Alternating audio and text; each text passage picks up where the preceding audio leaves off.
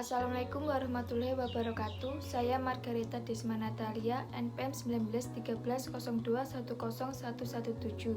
Di sini saya akan menjelaskan bab 11 yaitu evaluasi dan pengendalian strategi. Evaluasi strategi meliputi 3 aktivitas dasar. Yang pertama, memeriksa dasar strategi perusahaan. 2. Membandingkan hasil yang diharapkan dengan hasil aktual. 3. Mengambil tindakan koreksi untuk memastikan kinerja sejalan dengan rencana. Pengendalian organisasi terdiri dari 3 jenis, yaitu 1. Pengendalian strategis merupakan proses dari evaluasi strategi yang dilakukan baik strategi tersebut dirumuskan dan setelah diimplementasikan. 2. Pengendalian manajemen berfokus pada pencapaian sasaran dari berbagai substrategi bersesuaian dengan strategi utama dan pencapaian sasaran dari rencana jangka menengah. 3.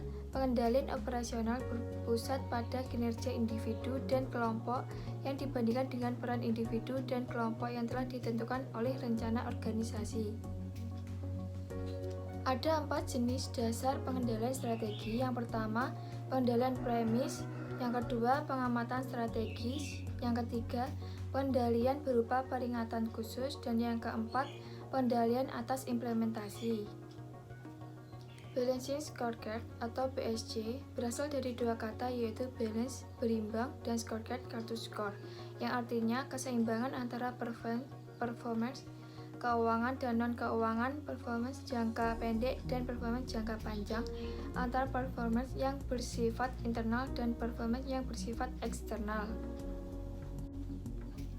Konsep dasar Balance Scorecard. Balance Scorecard menerjemahkan misi dan strategi organisasi dalam tujuan operasional dan ukuran kinerja ke dalam 4 perspektif. Yang pertama, perspektif keuangan.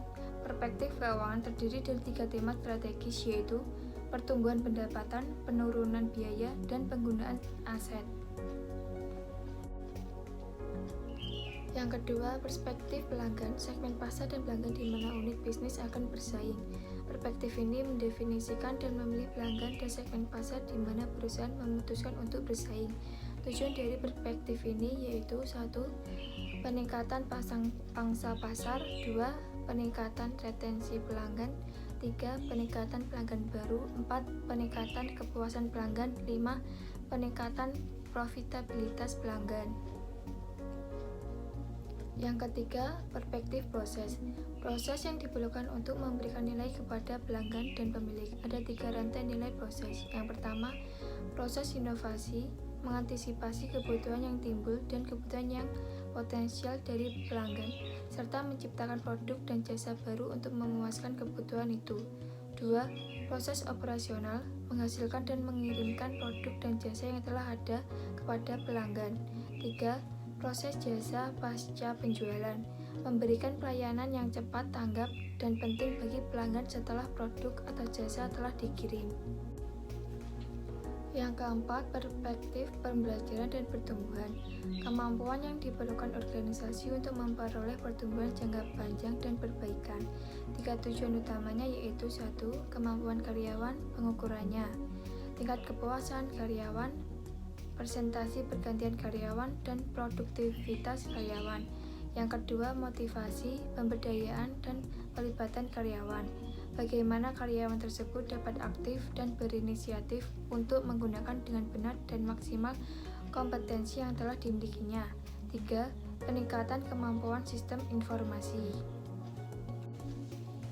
Kegagalan dalam BSC. Pertama, tidak ada komitmen pimpinan. 2. Terlalu sedikit staf terlibat. 3. Scorecard disimpan saja. 4. Proses penyusunan yang lama dan sekali jadi. 5. Menganggap balance scorecard sebagai sebuah proyek. 6. Kesalahan memiliki konsultan. 7. Menggunakan balance scorecard hanya untuk keperluan pemberian kompensasi.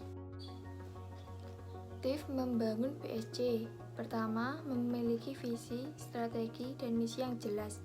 2. Adanya komitmen tegas dari pimpinan. 3. Semua staf atau lini dalam perusahaan terlibat. 4. Tidak menjadikan balance scorecard sebuah proyek, namun kebiasaan. 5. Komitmen dalam menjalankan scorecard sehingga ada evaluasi, perbaikan, dan perkembangan yang baik.